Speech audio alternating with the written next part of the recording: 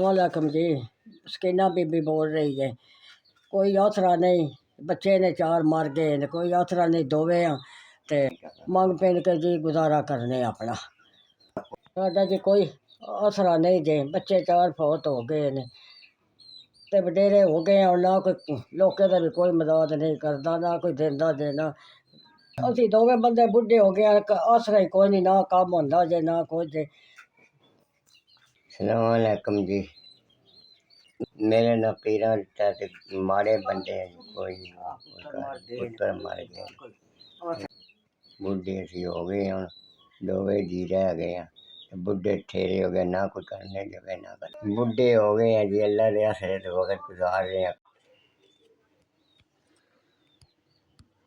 भला होवे जी, अल्लाह चोखा चोखा दे तुहानू। माड़िया बंदियां दी खिदमत कीती जी, अल्लाह तुहानू चोखा देवे।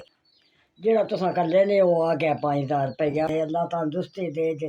गरीब बंदे दी दवाई दारू ले लां दे। शुक्रिया बड़ा बड़ा तुहाडा जी, भला होवे जे ते जिंदगी दे जे। मस्कीनां न गरीबां नूं तुसां दित्ता है, दवाई दारू ले लां दे। दारू दुआ ले लै।